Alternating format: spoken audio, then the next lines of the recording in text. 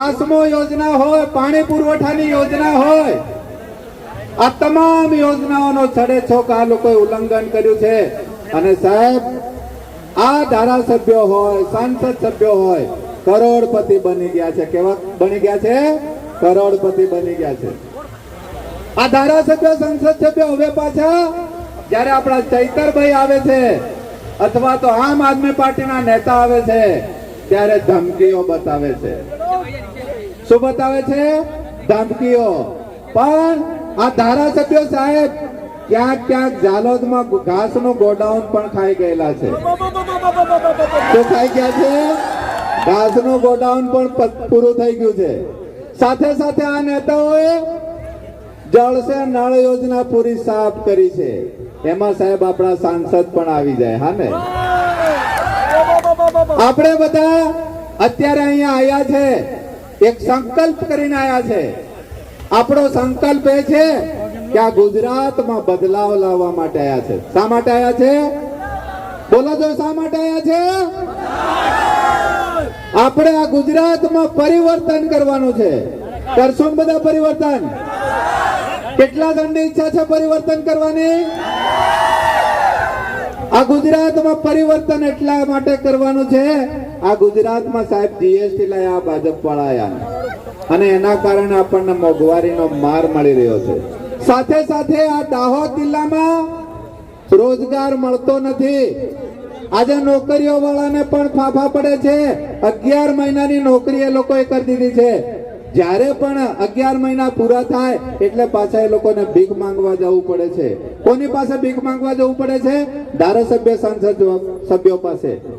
તો જે આઉટસોર્સિંગ ની યોજના લાવી છે, એમને આપણી આમ આદમી પાર્ટીની સરકાર બનશે ત્યારે એ યોજનાને ખતમ કરશે. કાયમીની યોજના કરવામાં આવશે.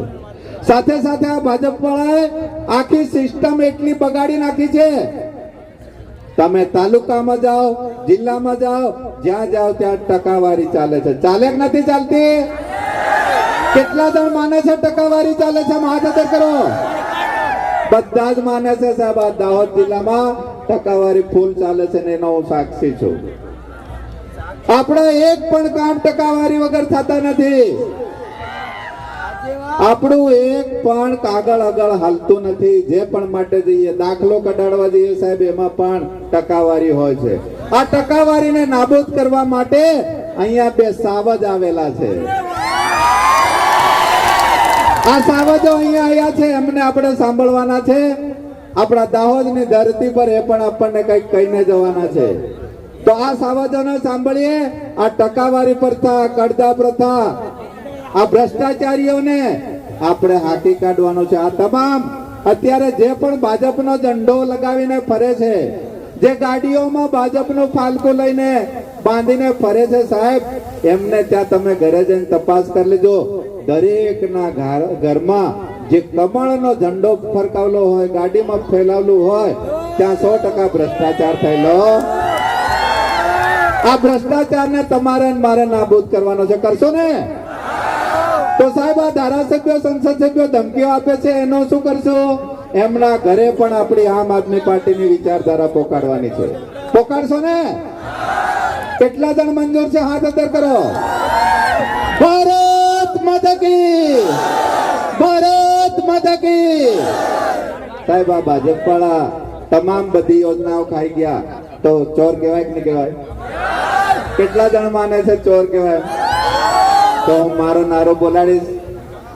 આપણે તમારે બધાને બોલવાનું છે જોરથી. ચોર છે ભાઈ, ચોર છે.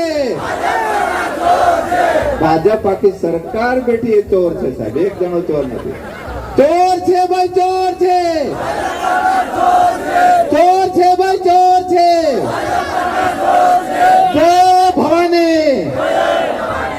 ભાજપ જવાની. 2027 સુધી આપણે ભાજપનો ખાતમો બોલાડવાનો છે. શું બોલવાનો છે? ભાજપ જવાની. જય ભવાની. જય ભવાની. આટલું કઈ મારી વાણીને વિરામ આપું છું. આપ સૌને નમસ્કાર, જોહાર.